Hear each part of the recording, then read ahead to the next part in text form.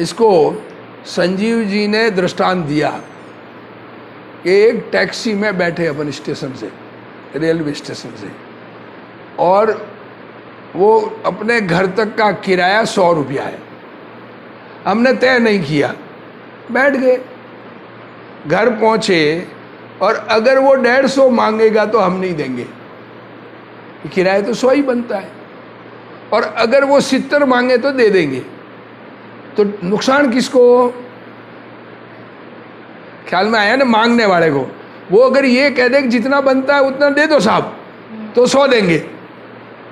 उसी प्रकार हम अंदर में निदान करते रहते हैं, बार बार भोगों की आकांक्षा करते रहते हैं, बाहर से पदार्थों की उपलब्धि की भावना करते रहते हैं, मेरा धंधा ठीक चले, मेरा व्यापार ठीक, इष्ट वियोग अनिष्ट संयोग, ऐसा आर्त ध्यान अंदर में करते रहते हैं, तो छूटने के चांस ज्यादा है, मिलने के चांस नहीं है।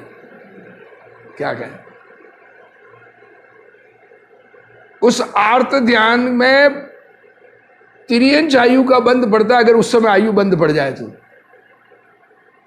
और आर्त ध्यान निरंतर करें तो तिर्यंच गति का बंध पड़ता है। ये अंदर में विचार करके तृष्णा भाव घटाइए घटती जान घटाइए। क्या कहते हैं? तृष्णा भाव उच्छेद करो उसको, और घटती जान घटाइए। ये बात देखो इसमें आएगी भाई। मोस्ट बात ये इतनी है कि परिग्रह का त्याग, उसका नाम आकिंचन्य धर्म, अपनापन छूट जाना, और आत्मा में अपनापन और एकत्व हो जाना, इसका नाम है ब्रह्मचर्य। वो कल चलेगी चर्चा। श्लोक है पद्मनंदी पंचविंशतिका का, विमोहा मोक्षाय स्वहित निरता चारुचरिता ग्रहादि त्यक्त्वा ये विदति तपस्तेऽपि विरला तपस्यन्तोऽस्मिन्नपि यमिनी शास्त्रादि ददतो सहाया स्फुर्येते जगति यमिनो दुर्लभतरा। गुरुदेव श्री के प्रवचन पद्मनंदी पंचविंशतिका शास्त्र के इन 10 धर्मों के अधिकार पर हुए हैं। तो गुरुदेव श्री क्या कहते हैं, इसका अर्थ पढ़ रहे हैं। देखो, जिनका मोह नष्ट हो गया है, मोह समाप्त हो गया है, मोह मदिरा पी अनादि है, अनादि से मोह रूपी मदिरा पिए हुए हैं, और भूल आपको भरमत वाली, अपने को भूले हुए हैं सब। अनादि संसार दशा में स्वयं को जानने का कभी प्रयत्न किया नहीं, मोह के अभाव को लाभदायक माना नहीं। तो क्या कह रहे हैं, देखो, जिनका मोह नष्ट हो गया है, ऐसे मुनिराज, और अपने आत्महित में निरंतर लीन है, आत्मा के हित में निरंतर लीन है, तथा पवित्र चारित्र को धारण करने वाले। देखो क्या कहा, आत्महित में लीन है और चारित्र को धारण करने वाले, और जो ग्रहादि को त्याग कर मोक्ष के अर्थ तप कर रहे हैं। एक तप के साथ ही आकिंचन दोनों साथ में लिया हुआ है उन्होंने, पद्मनिधि आचार्य ने। तो कल भी तप के साथ आकिंचन आ रहा था, अब आकिंचन के साथ तप आ रहा है। ऐसे मुनि विरले ही होते हैं। देखो क्या कहे हैं, बहुत कम संख्या में, कितने, पूरी दुनिया में 2.5 द्वीप में 3.9 करोड़ मुनिराज होते हैं। कितने? 3 कम और 9 करोड़। 6ठे 7वें गुणस्थान में झूलने वाले मुनिराज 3 कम 9 करोड़ होते हैं, उससे अधिक होते ही नहीं है। या तो मोक्ष चले जाएंगे या नीचे गिर जाएगा गुणस्थान। तो बहुत विरले हो गए ना। 29 अंक प्रमाण टोटल मनुष्य, उसमें से 3 कम 9 करोड़ मुनिराज होते हैं। क्या क्या संख्या फिक्स है? क्या क्या कहाँ कहाँ आप रिजर्वेशन कैसे कराओगे सोच ले। अब रेलगाड़ी में होती है ना जगह कि शॉर्टेज है, जाने वाले अब कैसे जाएंगे, वैसा हिसाब है। मोक्ष में जाना है तो साधना करने में लग जाओ, तो 6 महीने में 608 में हमारा नंबर लग जाए। ऐसा विचार रखना। देखो, जो अपने हित के लिए तप कर रहे हैं उसी प्रकार अन्य तपस्वी मुनियों को शास्त्रादि दान करते हैं। देखो, मुनिराज कल वाले में आया कि शास्त्र पढ़ रहे हो, नया शास्त्र आया हो, नया हाथ में आया हो कोई शास्त्र और पढ़ रहे हो, और दूसरे मुनिराज जिज्ञासा बतावे कि क्या पढ़ रहे हैं, फट से उनको क्या आप पढ़ो, खुद अपने स्वरूप में लीन हो जाते हैं। इसका नाम उत्तम त्याग है। तो अपने घर में भी सोच लेना, कोई बढ़िया खाने की चीज आवे और आपको बहुत पसंद हो और दूसरा उसकी लालसा करेगा, अरे तू खा ले, कोई बात। ये जिस घर में भी ये होगा ना, झगड़े का चांस बनेगा क्या, विचार करो। सामान्य रूप से ये लोकल भी उत्तम त्याग धर्म की बात, तो अपनापन छूटना तो अलग चीज है। सामान्य रूप से भी जिसको त्याग का परिणाम और अपना मानने का परिणाम नहीं है, त्याग और तप और फिर आकिंचन है, तो अपना मानना जिसके छूट गया है, अपना मानता ही नहीं आकिंचन्य में, तो वो ऐसा ही होगा ना, क्या करेगा है? छोड़, चलो ठीक है, कोई बात नहीं, वो क्या फर्क पड़ता है, मेरे तो इच्छा को मिटानी है, इच्छा मिट गई। ऐसा परिणाम आता है। देखो, मुनिराज के उदाहरण, मुनिराज के पास तो शास्त्र पीछी कमंडल 3 ही होते हैं, तो पीछी कमंडल तो किसी को दिए जा सकते नहीं, एक शास्त्र ही है जो कोई जिज्ञासा करे तो दे सकते हैं। उसकी बात यहां लिख दी। देखो, हमारे तो बहुत सारी चीजें हैं, हम त्याग कर सकते हैं। 2 भाइयों में डिफरेंस बढ़े, एक भाई के मेरे तो ले जा, तू रख ले यार, छोड़ दे, अपने क्या करना, अपने पास कम सही, क्या फर्क पड़ता है, उस ऐसा सोचे तो क्या डिफरेंस पड़े, ये विचार करें अंदर में, ऐसा हिसाब दे। उनके सहायक ऐसे योगीश्वर इस जगत में दुर्लभ है। देखो, मुनियों के शास्त्र का अगाध ज्ञान हो तो भी उसका उनके ममत्व अथवा अभिमान नहीं होता। देखो, है वो 64 रिद्धियों में से 63 रिद्धि प्रकट हो जाए, केवल ज्ञान रिद्धि तो केवली परमात्मा की हुई होती है, मुनियों के अधिक से अधिक 63 रिद्धि प्रकट हो सकती है, तो भी उनको ये नहीं होता मैं इतना रिद्धिधारी हूं। ज्ञान में 11 अंग 14 पूर्व का ज्ञान हो तो ये नहीं होता मैं 14 पूर्वधारी हूं। शांत शांत शांत शांत, क्या मुनिराज की दशा है। हाँ, केवल ज्ञान भी 64 रिद्धि में केवल ज्ञान भी एक रिद्धि है। दूसरे मुनियों को ज्ञान का उपदेश देने में वे किंचित संकोच नहीं करते। लो, अब ये बात, कोई प्रश्न पूछे तो अब मैं इसको समझाऊंगा तो मेरे से आगे बढ़ जाएगा, ऐसी चिंता मुनिराज को नहीं होती है। बड़े तो अच्छी बात है, ये परिणाम होते हैं। तो देखो, अब इसमें सब देखो, सब में ये लगाएंगे, जितना ये लगाएंगे ना उतना अंतर में ये होगा कि यार छोड़ने में बहुत फायदे हैं। जो त्यागे सो गुरु हमारा, ये देखो, मैं अपना सारा रहस्य, देखो यही बात गुरुदेव श्री देखो कह रहे, सारा रहस्य इससे कह दूंगा तो ये मुझसे आगे बढ़ जाएगा। ऐसे ईर्षा भाव का विकल्प भी मुनि के नहीं होता। अन्य मत में कहते हैं गुरु अपने पास कुछ रखते हैं, सब कुछ नहीं बता देते। अन्य मती जिनवाणी में क्या कहते हैं कि अपना सारा रहस्य शिष्यों को बता देते हैं। आगे बढ़े तो अच्छी बात है ना, बुरी बात कहां है। मेरे गुरु के, जिस गुरु के उपदेश से जिसने सुना समझा और वो केवल ज्ञान प्रकट कर ले और गुरु छद्मस्त ही रह जाए, तो गुरु को ये नहीं होता कि मैं तो पीछे रह गया और ये चेला मेरे से आगे बढ़ गया। अरे ये उनको प्रमोद आता है, अरे अपना कल्याण कर लिया, ऐसा भाव आता है। ऐसे ईर्षा भाव का विकल्प भी मुनि के नहीं होता। देखो, अन्य कोई अपने से आगे बढ़कर अपने से पूर्व केवल ज्ञान प्राप्त करता हो तो उसमें अनुमोदना है। देखो है ये जिनवाणी क्या चीज है। जिनवाणी जिसके समझ में आवे, जहां मांगने का काम नहीं है, मांगना जहां पाप कहा है, याचना पाप कहा है, तो उससे आगे क्या क्या बात करें। देना ही त्याग करना ही, छोड़ना ही अच्छी बात कही गई है। इसी प्रकार सम्यक दृष्टि ग्रस्तों को भी आ गई बात।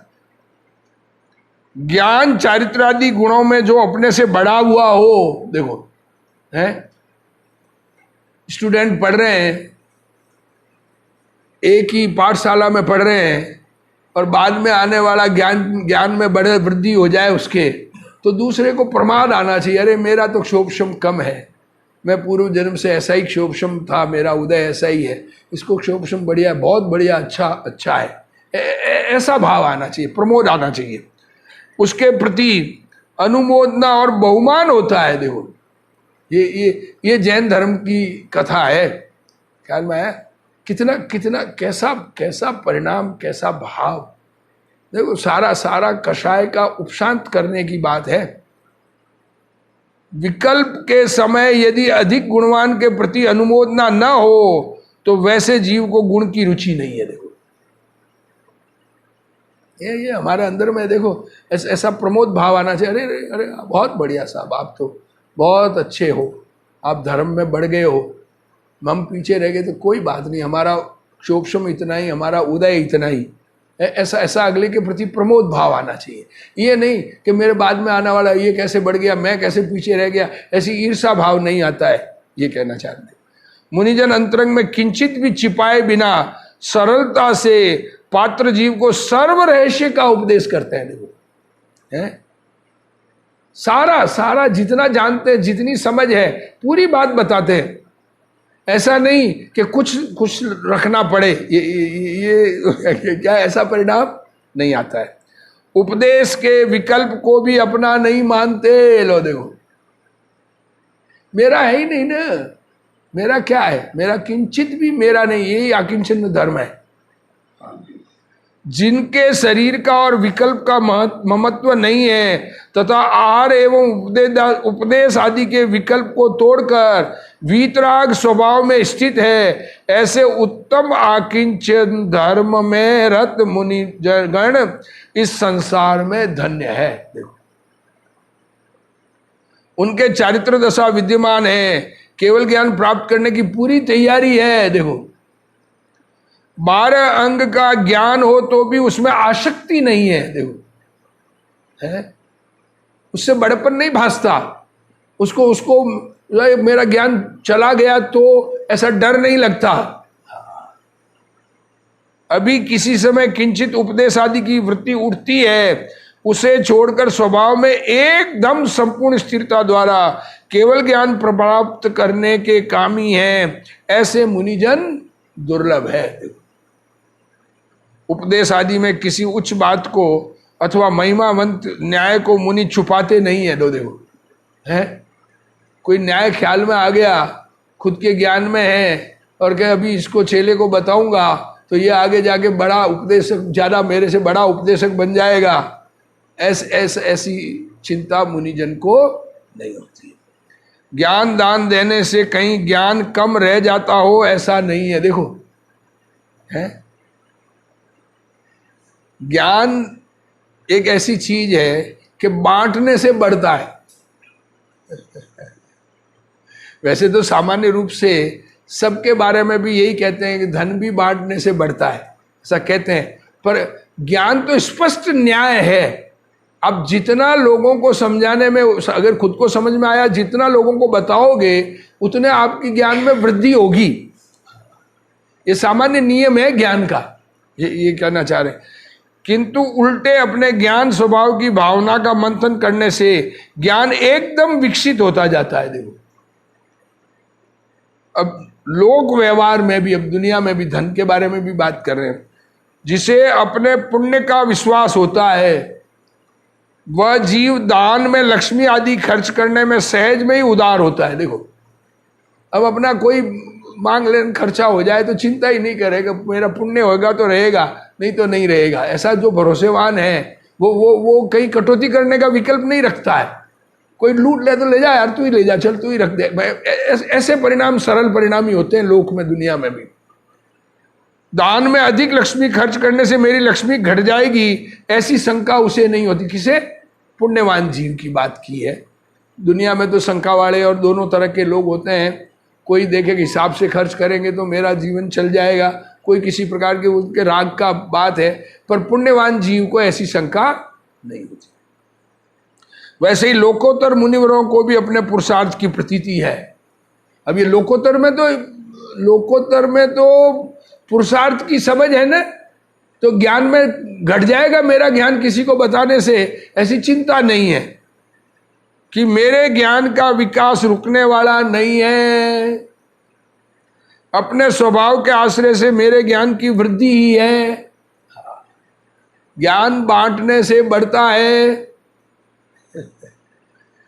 वे मुनि दूसरों को शास्त्र ज्ञान देने में किंचित भी हिचकिचाहट नहीं करते। स्वतः को उपदेश की वृत्ति में अटकने की भावना नहीं है। देखो, दूसरी बात यह है कि मैं इसमें ही अटका रहा हूं, ये तो है नहीं।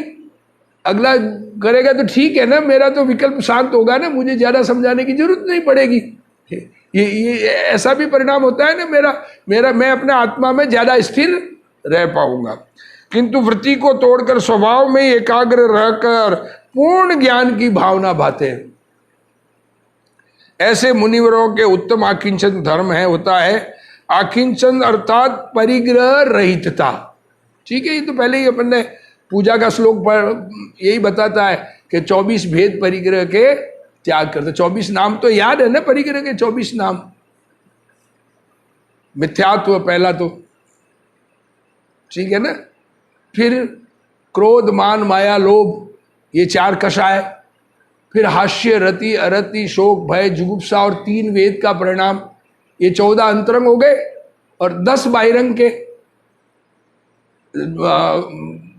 क्षेत्र मकान, भाई जमीन मकान, धन धान्य, दासी दास, कुप्य भांड, एक कोई छूट गया? ऐसा 10 ये बाहर के परिग्रह होते हैं। हाँ, दुपहिया 4 पहिया, ये छूट गया। अच्छा, वही मैंने कहा 10 परिग्रह बाहर के, ये 10 ही चीजें होती है। आप कैलकुलेशन कर लेना, स्कूटर वगैरह सब गिनेंगे तो भी 10 ही होंगे, क्योंकि स्कूटर भी 2 पहिया और 4 कार 4 पहिए में आ गई। 4 पाया और 2 पाया ऐसा ही लिखा है वहाँ। उस टाइम तो 4 पहिया 2 पहिया, नौकर चाकर 2 पहिया, और जानवर 4 पाए वाले, पाँव वाले, ऐसा लिखा है। तो ये 24 भेद हो गए। इन सब का मुनिराज के त्याग होता है, ये कहना चाह रहे।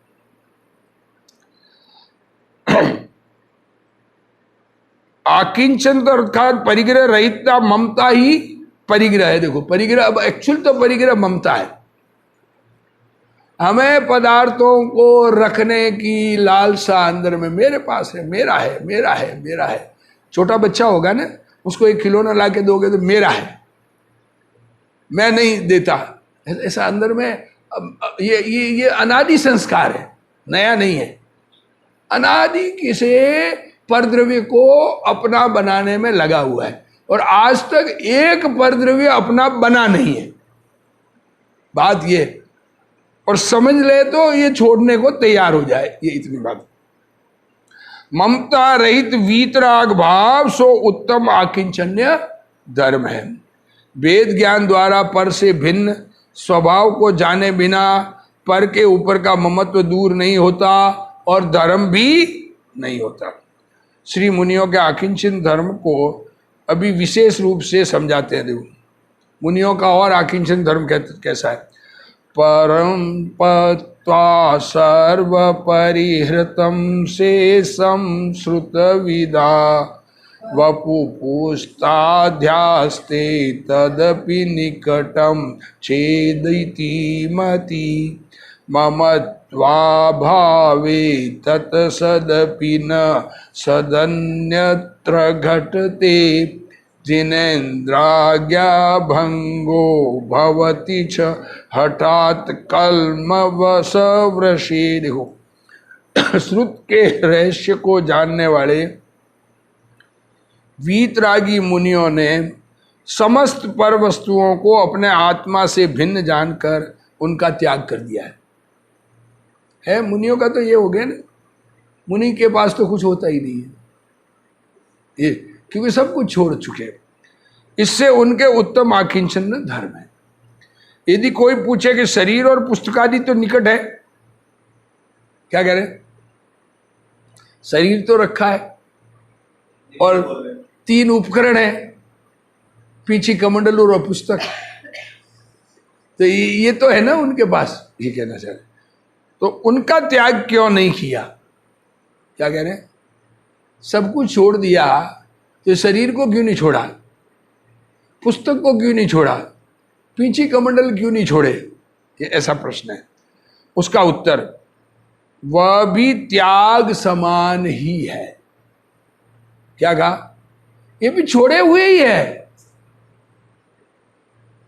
एक्चुअली ये रखे हुए हैं तो शरीर की ममता छोड़ी जा सकती है, शरीर को नहीं छोड़ा जा सकता। जब आयु पूरी होगी तब छूटेगा एक।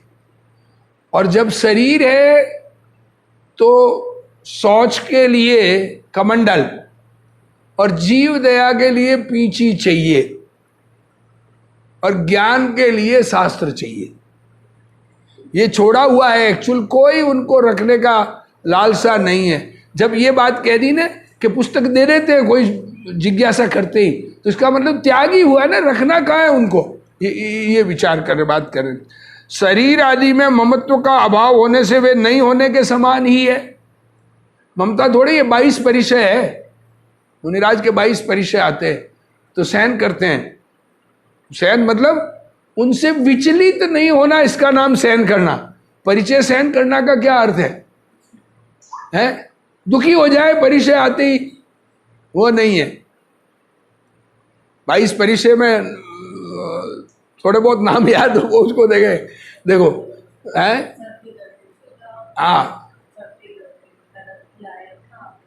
सब सर्दी गर्मी, मच्छर काटना, बरसात, स्त्री, सोना बैठना उठना, सब प्रकार का। ज्ञान में बहुत ज्यादा ज्ञान में हो तो वो भी परिचय होता है, क्योंकि उसका अहंकार पैदा हो जाए। अज्ञान हो, किसी मुनिराज को ज्ञान नहीं हो है तो अच्छा, भूख प्यास, अब भूख प्यास तो भूख प्यास तो टॉलरेट करनी ही पड़ेगी ना। कहाँ पिएंगे? खाना आहार नहीं मिले निरंतराय, 3 दिन तक नहीं मिले, 4 दिन तक नहीं मिले, पानी नहीं मिले, पानी भी पीते नहीं, 24 घंटे में पानी बाद में मिलने का है ही नहीं, वो तो निराहार ही उनका व्रत होता है। तो सब से टॉलरेट करते हैं कि नहीं करते? हो ये टॉलरेट मीन्स उससे दुखी नहीं होते हैं, आत्मस्वरूप में एकाग्रता करते हैं। तो बार ऐसा नहीं है कि सब अब चल रहे हैं तो चप्पल पहन लिए, क्या कहें, पाँवों की रक्षा के लिए। मच्छर काट रहे हैं तो मच्छरदानी लगा दो, सब मुनिराज सो रहे हैं, तो वो उपसर्ग है उन पर, मुनिराज पर। विचार करना, ये जो लगाना नहीं लगाना वो तो उनकी अपनी अपनी मर्जी है, पर उपसर्ग होता है उनको, क्योंकि सहज परिचय आवे उसको तो वो ताकत हो तभी मुनिपना लिया जाता है। आपको अपने ऊपर इतना भरोसा हो कि इन 22 परिचय है, 22 परिचय जो आ सकते हैं उनमें मैं विचलित नहीं होऊंगा, तभी मुनिपद अंगीकार करते हैं। क्या कहें? अगर परिचय आने पर विचलित हो जाए तो मुनिपना ही नहीं रहे, ये कहना चाह रहे। उपसर्ग तो दूर करने का श्रावक का कर्तव्य है। देखो है, परिचय को दूर नहीं किया जाता है, उपसर्ग को दूर किया जाता है। क्या कहे, गर्मी हो रही है, धूप पड़ रही है, तो सब ऊपर छाया कर दे, उनके शरीर पर थोड़ा पानी गिरा दे, उपसर्ग है वो। गर्मी में तो वो पहाड़ की शिला पर जाके खड़े होते हैं, ऐसा वर्णन है ना। और ठंड लगे, सर्दी में नदी के किनारे, पानी जहाँ का स्रोत हो, जहाँ से ठंडी हवाएं आवे, ऐसी जगह खड़े होते हैं। बारिश में पेड़ के नीचे, जहां टप टप टप पानी पड़ता ही रहे, बंद ही नहीं होवे। ये तो उपसर्ग, उपसर्ग तो आए, परिचय तो आएंगे ही, उपसर्ग किया हुआ होता है, उसको भी मुनिराज अपने ध्यान में रहते हैं, उसको भी दूर मुनिराज तो नहीं करते, दूसरे कर सकते हैं। उसमें उपसर्ग को हम लोग बचावे, उपसर्ग से बचा सकते हैं। देखो, आयु कर्म नाश हुए बिना शरीर नहीं छूटता, ये किंतु शरीर के ऊपर का ममत्व छूट सकता है। अब ये शरीर से क्या, ये तो बात निश्चित है, शरीर कैसे छोड़े? शरीर छोड़ने का परिणाम तो आत्महत्या कही जाती है और नरक गति गमन का कारण है।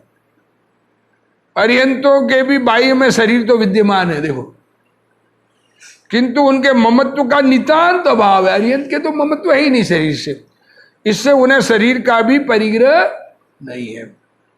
मुनि यदि हठपूर्वक शरीर को छोड़े तो जिन आज्ञा भंग हो, हठ से प्राण त्याग करना तो हिंसा है। देह का संयोग छूटता नहीं, देह का संयोग छूटना मुनि के अधीन नहीं है।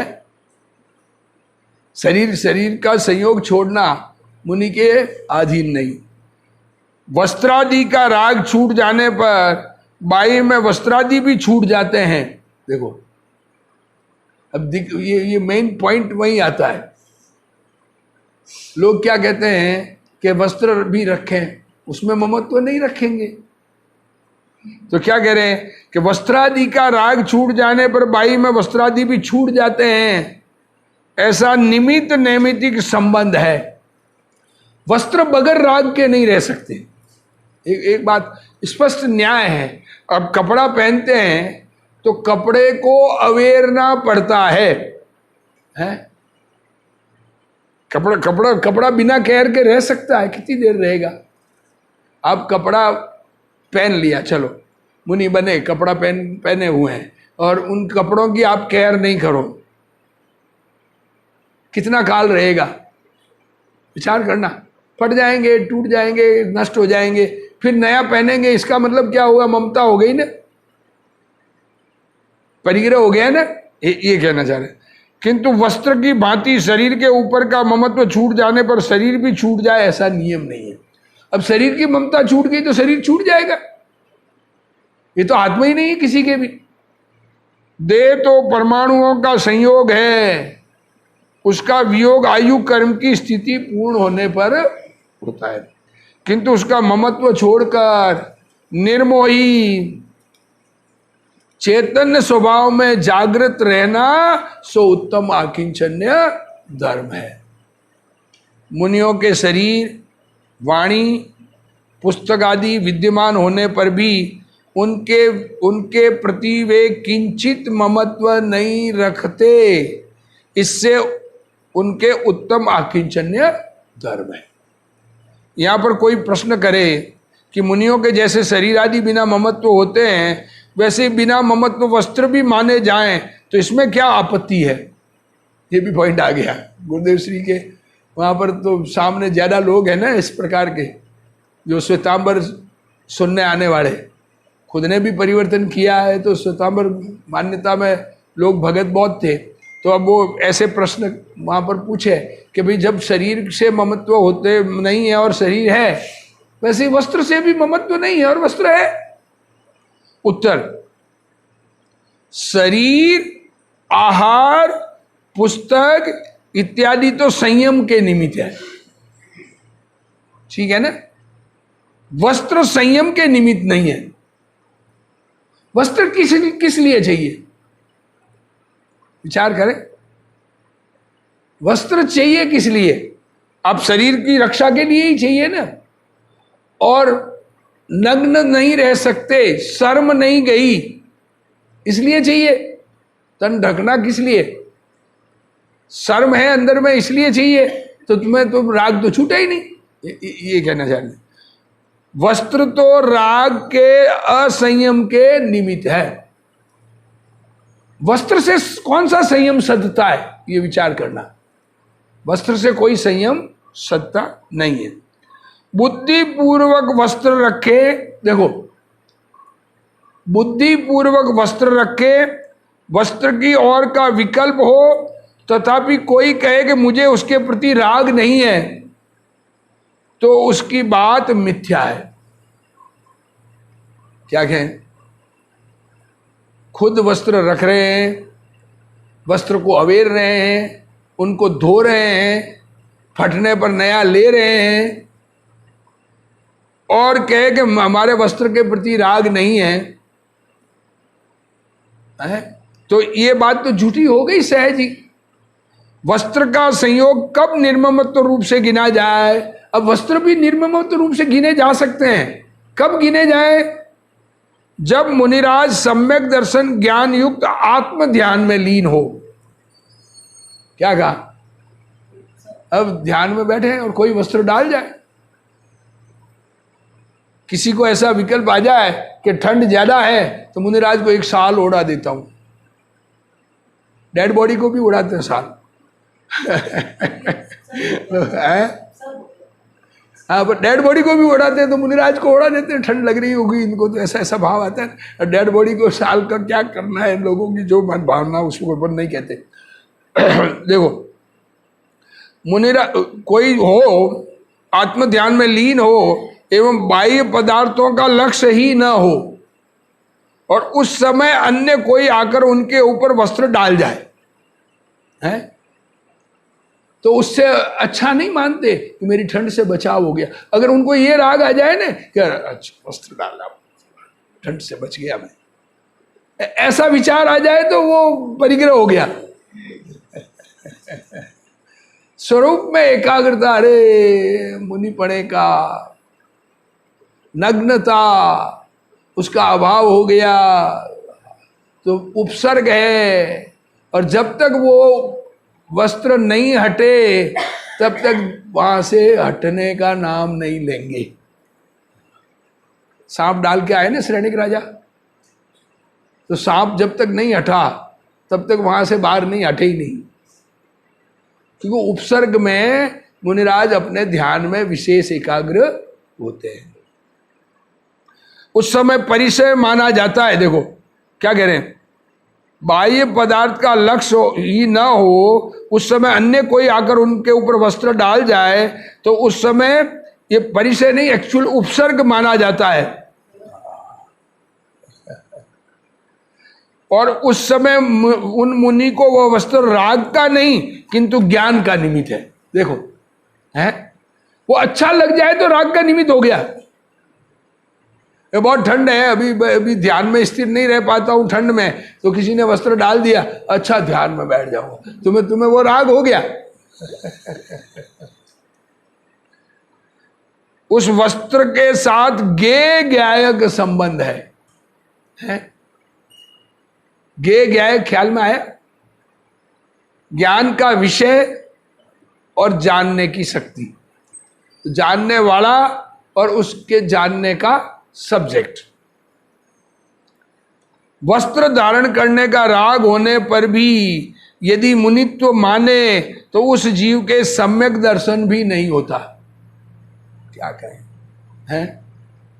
अब ये कुछ लोगों को तो ऐसा लगेगा कि ये अपनी स्थापना करने में लगे हैं, जो ऐसा श्वेतांबर लोग सुने तो यही कहेंगे ना, इनको दिगंबर का स्थापन करना है, पर विचार नहीं करे, विचार करे तो ख्याल में आवे क्या इलाज है इसका।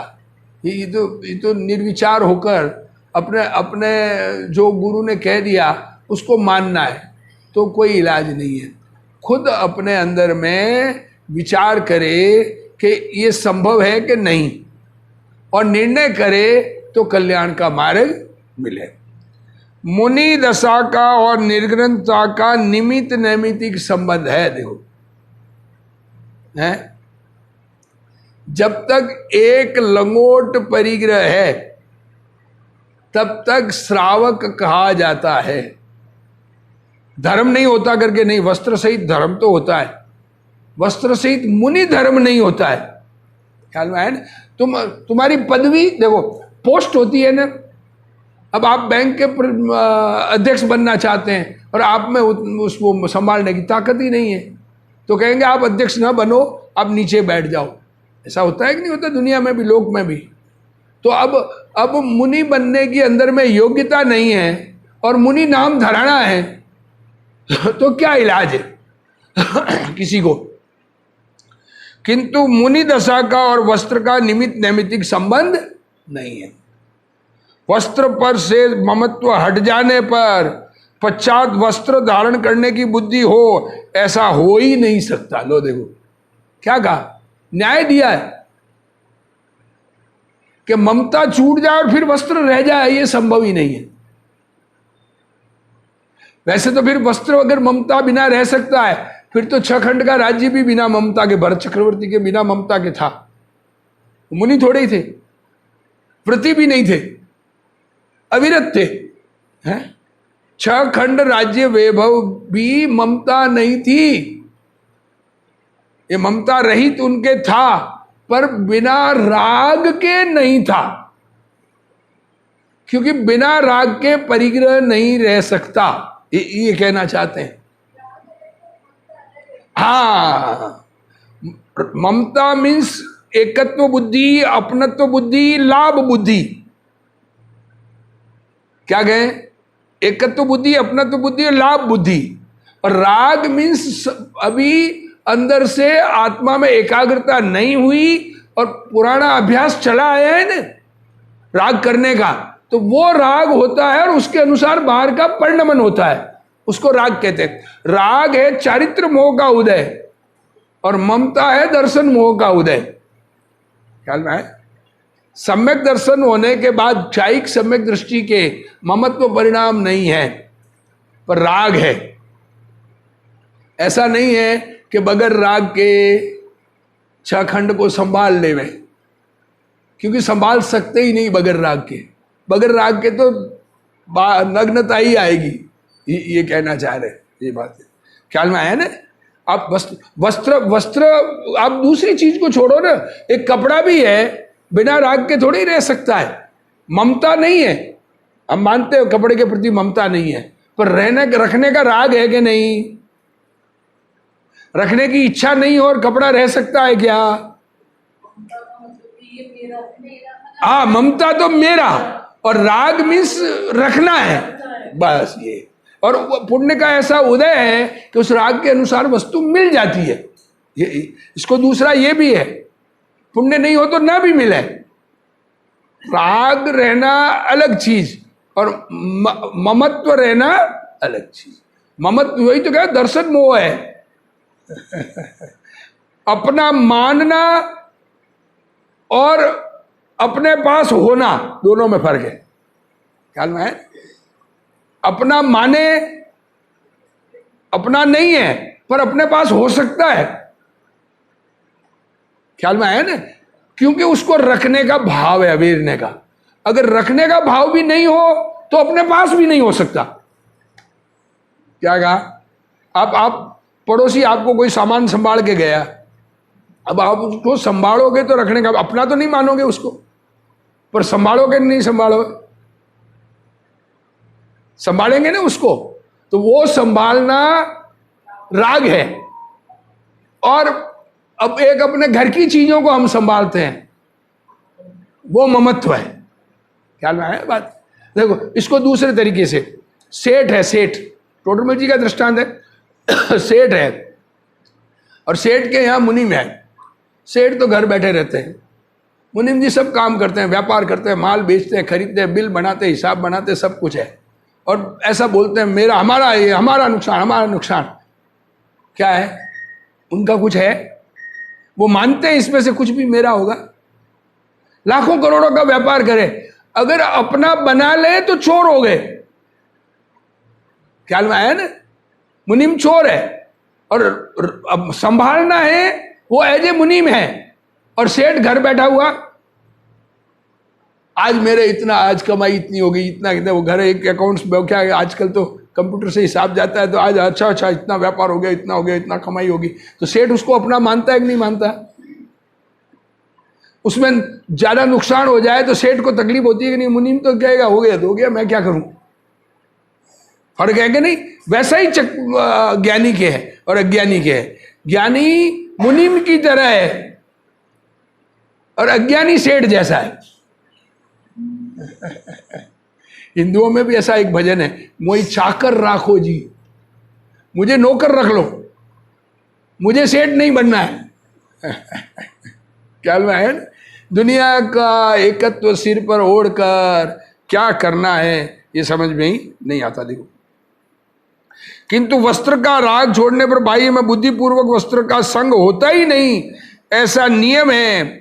मुनि दशा में विकल्प उठे उस समय शास्त्र इत्यादि का आलंबन होता है, किंतु उनका भी आग्रह नहीं होता। ये देखो, ये आग्रह नहीं होता कि ऐसा ही हो जाए, इसी प्रकार हो जाए, इस प्रकार। अरे तुम क्या है, राग मरा हुआ राग है।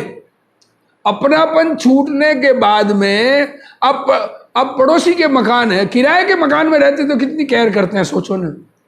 अब बाकी तो छोड़ो, अपना मकान की जैसे केयर करोगे किराए के मकान की करते हैं। वो भी लंबा रहना है, वो उस हिसाब से भले करे, पर वो वैसी होगी क्या? अपना और किराए का मकान का डिफरेंस अंदर में होता है कि नहीं होता है? विचार करें, अपना मानते ही नहीं ज्ञानी, तो केयर उतनी केयर है, जितना राग है उतनी केयर है। फिर वस्त्र धारण करने का राग तो अशुभ भाव है। देखो क्या कह रहे हैं, अपना मकान छूटने की बात है तो भी उतना केयर नहीं रहती। हाँ जी, बेच दिया तो फिर बाद में चलो हमको तो निकलना है यहां से। मतलब बेच दिया तो फिर अपनापन छूट गया तो फिर उसकी केयर खत्म हो जाती है ना अपने आप ही, तो वो उस वैसा ही होता है, आग्रह नहीं होता। ये उसका अर्थ मैंने बताया, आग्रह नहीं होता, इतना हठाग्रही नहीं होता उस मामले में। तो ज्ञानी हठाग्रही नहीं होते। पुण्य के उदय से जो मिला सामग्री राग के अनुसार मिला, और राग छूटता है, जिस जिस प्रकार से छूटता है वही अभिप्राय रहता है। ये करने देखो, वह तो मुनि दशा में होता ही नहीं। देखो, वस्त्र धारण करने का राग तो अशुभ है, तो मुनि दशा में होता ही नहीं। वास्तव में शास्त्र तो वीतराग भाव का निमित्त है। शास्त्र किस लिए है? आत्मा की आराधना, आत्मा की चर्चा करने के लिए। जब साक्षात वीतराग भाव में लीनता नहीं होती और विकल्प उठता है, उस समय अशुभ से बचकर जितना वीतराग भाव स्थिर रखता है उतना ही परमार्थ से आकिंचन्य धर्म है। उस समय के शुभ राग को उपचार से आकिंचन्य धर्म कहा जाता है। जिसे शुभ राग का ममत्व है उसके तो मात्र अधर्म है। देखो, शुभ राग से प्रेम हो जाए ना तो अपना मान लिया उस शुभ भाव को। जो शुभ भाव को अपना मानता है उसके अधर्म हो रहा है, धर्म नहीं हो रहा है। क्या कह रहे हैं? शुभ भाव लाभदायक करने लायक मेरा, मैं तो इतनी पूजा करता हूं, इतना स्वाध्याय करता हूं, दिन भर 24 घंटे मैं तो धर्म में लगा रहता हूं। अगर ऐसा परिणाम अंदर में है तो अधर्म है, ये कह रहे हैं। राग का ममत्व जोड़कर राग रहित स्वभाव के श्रद्धा ज्ञान पूर्वक ही धर्म होता है। कोई स्वच्छंदी जीव ऐसा कहे कि जैसे मुनियों को शरीर के प्रति ममत्व न होने पर भी शरीर होता है, वैसे ही हमारे अंतरंग में ब्रह्मचर्य का भाव प्रवर्तमान है, तथापि बाह्य में स्त्री का संग हो तो क्या विरोध है? कोई जब वस्त्र की बात करें तो ऐसा भी कह सकता है ना। ये हिंदू धर्म वाले यही तो कहते हैं, साधु स्त्री रखते हैं ना, यही कहते हैं ना कि हम ममता नहीं है, भगवान की मर्जी, भगवान ने जो दिया है। हिंदू धर्म में ऐसा ही कहते हैं ना। ये तो कहते हैं ये तो विरोध, उसकी बात बिल्कुल विपरीत है। शरीर तो आयु कर्म के कारण ममत्व रहित भी हो सकता है। शरीर में ममता नहीं हो, ममता छूटते ही शरीर छूटता नहीं है, पर वस्त्र में ममता नहीं हो तो वस्त्र छूट जाएगा। बाहर में घर मकान है, स्त्री है, पुत्र है, वो सब छूट जाएंगे ममता नहीं होने से। आप घर वालों के प्रति राग नहीं रखोगे ना, कितने दिन आप उनके साथ रह सकते हो? अपने परिवार को देख लो, परिवार से राग छूट जाए तो कितने काल रहेंगे? तो विचार करने, जब परिवार से राग छूटते परिवार छूट जाता है, तो वस्त्र से राग नहीं है तो वस्त्र कैसे रह सकता है? ये कहना चाहते। किंतु स्त्री संग अब्रह्मचर्य रूप पाप भाव के बिना नहीं हो सकता। देखो, ब्रह्मचर्य भाव ही हो और स्त्री संग की बुद्धि हो, ऐसा नहीं होता देवदेव है। जो शरीर और शास्त्र के प्रति ममत्व करे उस मुनि के भी जिन आज्ञा का भंग है। लो देखो क्या कह रहे हैं, दिगंबर संत हो और शरीर से ममता हो जाए, शरीर की रक्षा का परिणाम तीव्र हो जाए,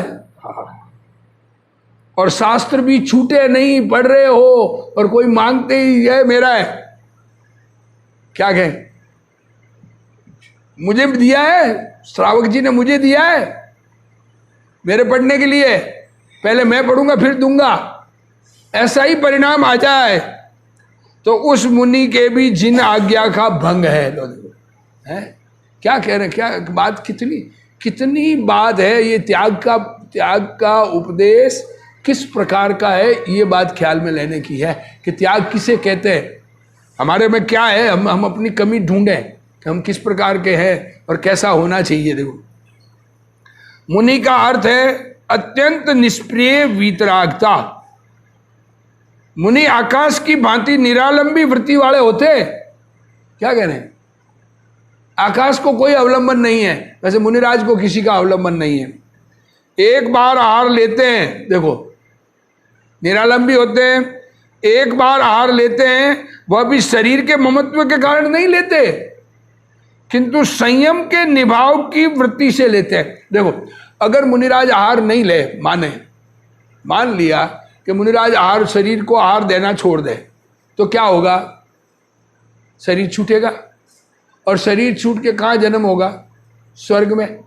तो गुणस्थान कौन सा हो जाएगा, 7वें से सीधे 4थे में। तो ये संयम को मेंटेन करने के परिणाम से आहार लेने का भाव आता है। किराया भाड़ा देने का बात है, किराए का मकान लिया है ना, तो भाड़ा तो देना पड़े, भाड़ा ही देना छोड़ दे तो क्या हो। तो ये शरीर को भाड़ा देना है आहार रूपी, क्योंकि संयम की साधना ये मनुष्य शरीर से हो रही है, ये इतनी बात है। आहार लेने को जाते हुए यदि आहार में दोष का विकल्प उठे, देखो तो अंतराय जानकर आहार की वृत्ति को तोड़कर किंचित मात्र भी खेद के बिना लौट जाते हैं। देखो आहार के लिए निकले और पड़गाना की, और गुरुदेव श्री तो ये इसमें किया नहीं, गुरुदेव श्री तो ऐसा कहते हैं कि खाना 2 जने हैं घर में और आपकी पड़गाना हो गई और आपने देखा खाना 3 जनों का बना हुआ है, तो हो गया आपके लिए बना है इन्होंने एक्स्ट्रा, दोष लगा रवाना। क्या कहें, ये बात अंदर में कितनी दृढ़ता होनी चाहिए मुनि बनने में, ये बात है। देखो और पश्चात आत्मानुभव में लीन हो जाते, खेद भी नहीं करते, यार पड़गाना कर दी, मेरे लिए बना दिया ना, अपने में से ही दे देते तो क्या है, ऐसा मुनिराज को विकल्प नहीं आता है। इस प्रकार शरीर से भी अत्यंत विरक्ति होती है और अपने स्वभाव में वीतरागता का मंथन करते हैं। देखो शरीर से भी कोई ममता नहीं है, शरीर तो ममता छूटने पर भी छूटता नहीं है, पर बाकी का सारा परिग्रह ममता छूटने पर छूट जाता है, इसलिए किंचित भी परिग्रह नहीं होता है। ऐसे मुनियों के उत्तम आकिंचन्य धर्म होता है, वह मोक्ष का कारण है। यहाँ उत्तम आकिंचन्य धर्म का व्याख्यान पूर्ण हुआ। ऐसा उत्तम आकिंचन्य धर्म हम सबको भी प्राप्त हो, ऐसी भावना से। टाइम भी हो ही गया होगा।